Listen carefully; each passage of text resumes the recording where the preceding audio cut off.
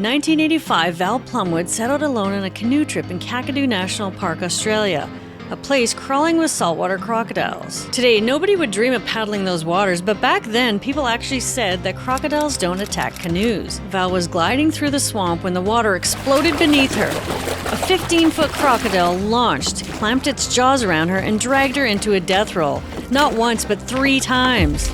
Most people don't survive one attack. Val's escape would defy the odds and force her to rethink everything she believed about humans, animals, and our place in nature. This is her story.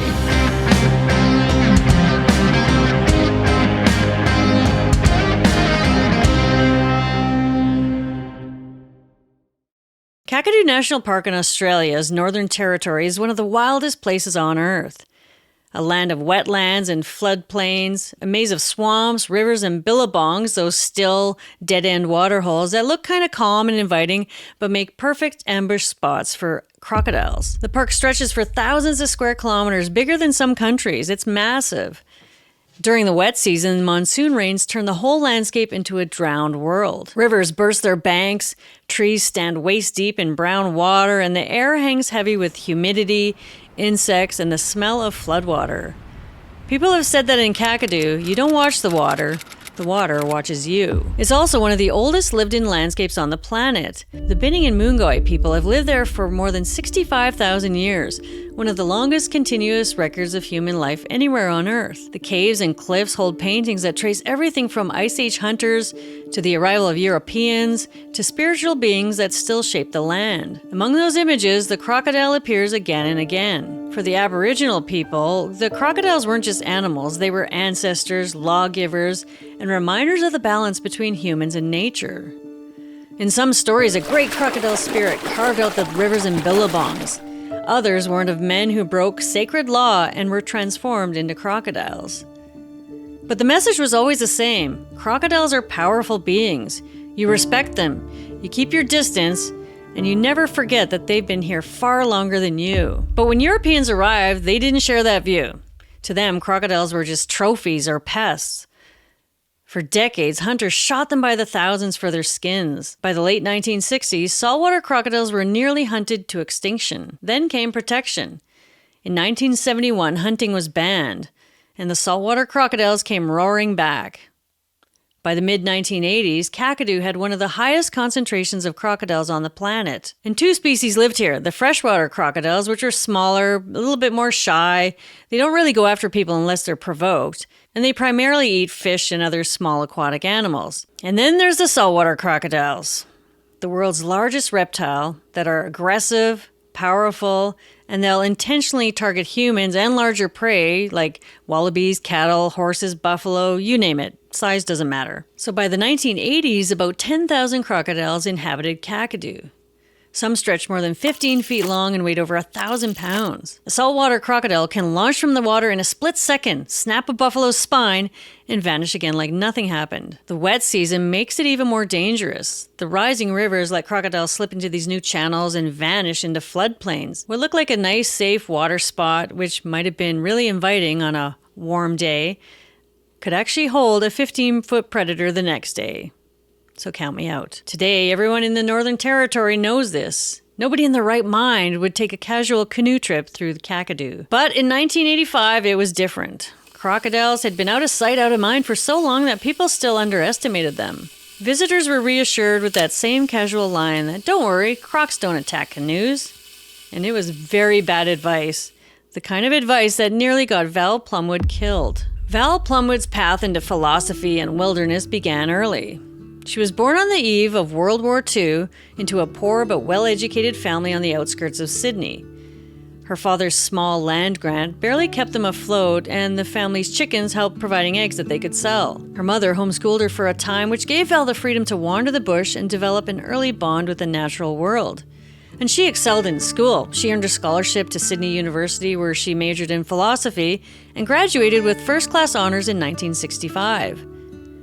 By her mid-20s, she was already blazing a path as a sharp, unconventional thinker, a woman who never really separated intellect from the landscape. In 1985, Val was a philosopher who lived kind of like a pioneer. At 46, she was experienced in the outdoors and one of Australia's leading environmental thinkers. She lectured at the Australian National University, where her work focused on dismantling anthropocentrism, the deeply rooted Western idea that humans sit at the center of everything, separate from and above the rest of nature. Val argued that this way of thinking was dangerous because it blinded us to our place in the food chain, to the reality that we are ecological beings like any other animal. And in Kakadu National Park, that idea would stop being theory and become survival, as she learned what it meant to become prey. Val's life off campus looked nothing like a professor's. During the 1970s, Val and her husband built a remote stone house in New South Wales. They had no running water, no electricity, and they hauled all the rocks themselves. The marriage eventually broke apart in the 1980s, but Val stayed at the house on the mountain. She even took her last name from it, Plumwood, borrowing the name of the magnificent rainforest tree that grew there. For Val, philosophy wasn't just written in books, it was lived. Every stone that she carried, every wall she built in that remote bush house became part of her philosophy of living in nature. Friends joked that she lived more like a medieval monk than a professor, but that toughness one day would save her life. Val was brilliant, but she was also a little bit odd and eccentric. One week she might deliver a lecture on ecology, and the next she'd just vanish into the bush. She loved solitude, but she wasn't isolated. People who knew her remembered her laugh, her quick wit, and the way that she could jump from practical to poetic in a heartbeat. She had the kind of eccentric independence that made her both admired and at times a little intimidating. And she believed deeply in the power of stories. Writers, she said, are among the foremost of those who can help us to think differently. And she wasn't only talking about academics, but also storytellers, poets, and artists who could reanimate nature and remind us of its power. Years later, she would become one of those storytellers herself, giving voice to an encounter that most people don't live to describe. And that experience would lead her to a stark realization that humans live with an illusion of invulnerability. We imagine ourselves apart from the natural world, untouchable and special. But as Val later put it, we are food like everything else. On the morning of February 19, 1985, Val was camping at the East Alligator Ranger Station in Kakadu National Park. One of the rangers, Greg Miles, had asked her to test a new walking trail that he was planning. He wanted her to take a look at it, hike it, give feedback on whether it was clear, scenic, and practical. To get to the start of the trail, she needed to cross a tributary of the East Alligator River. So Greg lent her a 5-meter or 16-foot canoe, the kind that the rangers and survey staff just handed out to anyone routinely back then.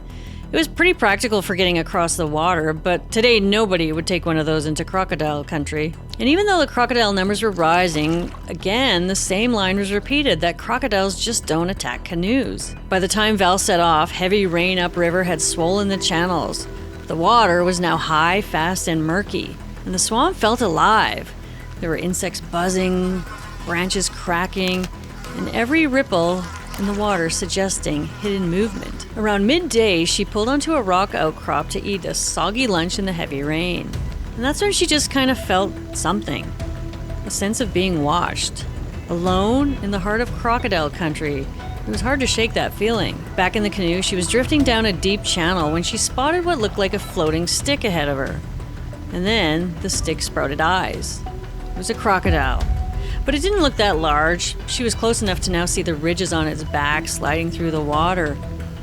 Encounters like this actually weren't that unusual, and she wasn't really afraid. I would be crapping my pants.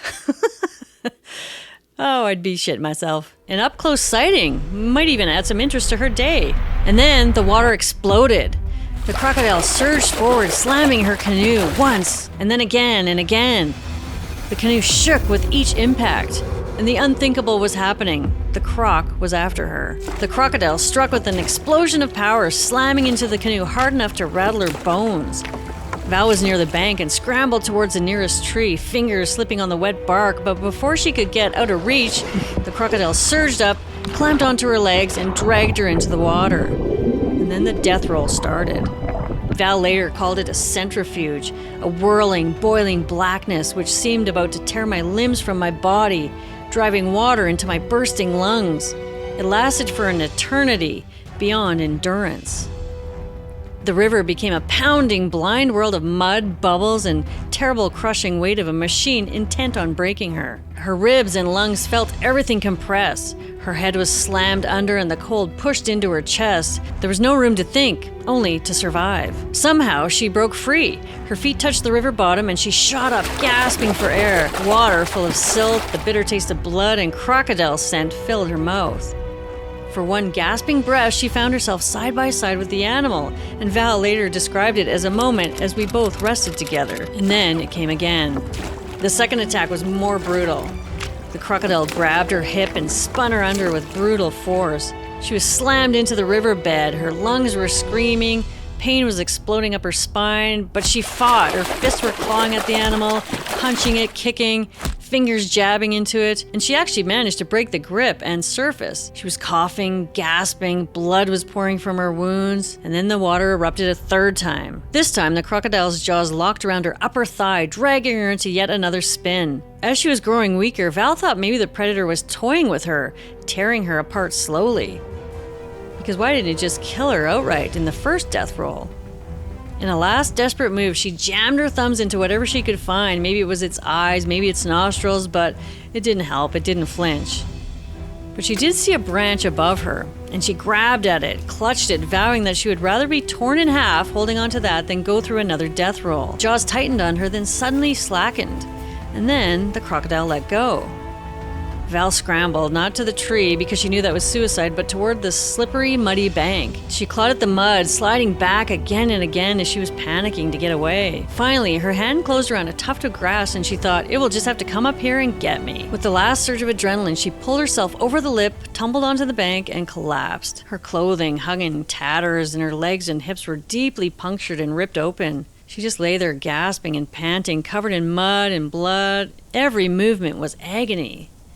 And then, barely conscious, she realized the impossible truth that she was still alive. Val had survived not one, but 3 death rolls from a crocodile, which almost nobody lives to tell about. Val stood on the riverbank dazed, bloodied, and in shock. Her hip and thigh were torn open. Mud clung to her wounds. She was bleeding, and her skin had turned white. She had lost so much blood that she felt her body weakening by the minute.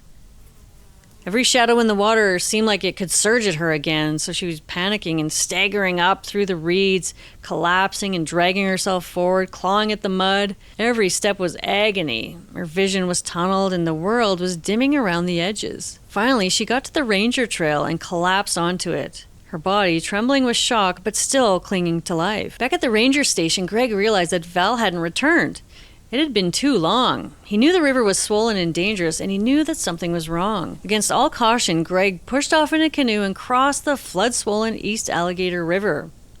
He later admitted that it was one of the riskiest things he'd ever done. And he made it across, so on the far side he moved along the trail, scanning the floodplain. And then he heard it, a faint, unmistakable cry for help. He followed the sound until he saw her. Val, staggering, mud-caked and covered in blood. She tried to stand, but fell. Greg later said that she looked like a ghost, pale, skeletal, still moving, and more dead than alive. He hauled her back to the canoe and somehow got her back across that river to safety. I would not be wanting to go anywhere near that river if I was her. I'd be like, let me die here on the banks. That crocodile's out to get me. But anyways, they made it across and got to the ranger station, and then she was evacuated to a hospital. They took her to Darwin Hospital in critical condition, and by the time she arrived, she had lost so much blood that doctors were amazed that she was still conscious. Surgeons worked to frantically save her. Crocodile bites aren't just crushing injuries, they're dirty wounds packed with river mud, debris, and bacteria from the crocodile's mouth. To survive meant more than just stitching her up. It meant multiple rounds of surgery to open, clean, and drain the wounds, to cut away the dead tissue, and to flush out infection before it took hold. It took intensive surgery and weeks of recovery before she stabilized.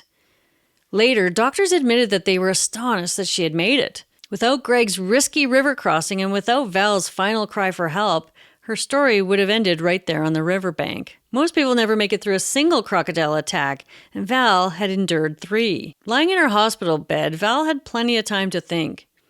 She didn't want to be remembered as the crocodile woman. For her, recovery wasn't just physical.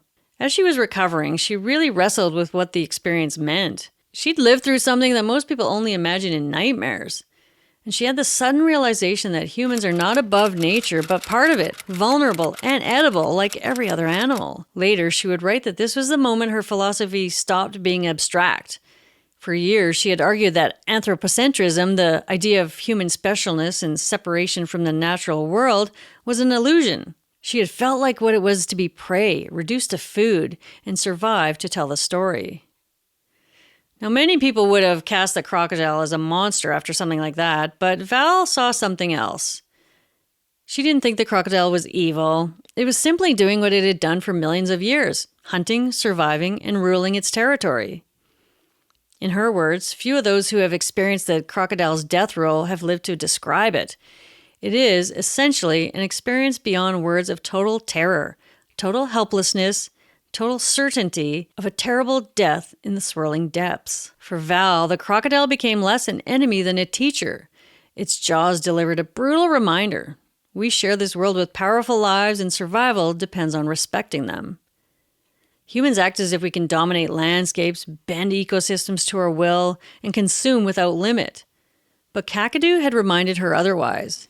We are ecological beings, fragile, dependent, and bound to the same rules as every other creature in the food chain.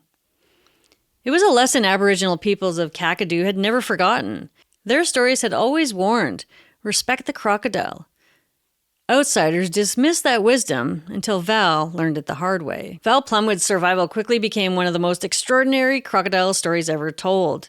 Rangers, doctors, and locals all repeated it with disbelief. Her canoe, the same battered boat that Greg had lent her, was later preserved by the National Museum of Australia. Today, it sits in their collection, a reminder of the day that a human being faced down one of the oldest predators on Earth and somehow lived. When Val Plumwood set out in 1985, people said, crocodiles don't attack canoes. Rangers lent them out casually and signs weren't plastered everywhere, warning visitors to stay away from the water. But today, the picture looks very different. Kakadu now has one of the densest crocodile populations on Earth. An estimated 10,000 saltwater and freshwater crocodiles packed into its rivers, floodplains, and billabongs. Across the Northern Territory as a whole, numbers have exploded from just a few thousand in the early 70s to over 100,000 animals today. Saltwater crocodiles have grown so numerous and so dominant that scientists estimate they consume 9 times more prey per square kilometer than they did 50 years ago. They aren't just present in Kakadu, they own it.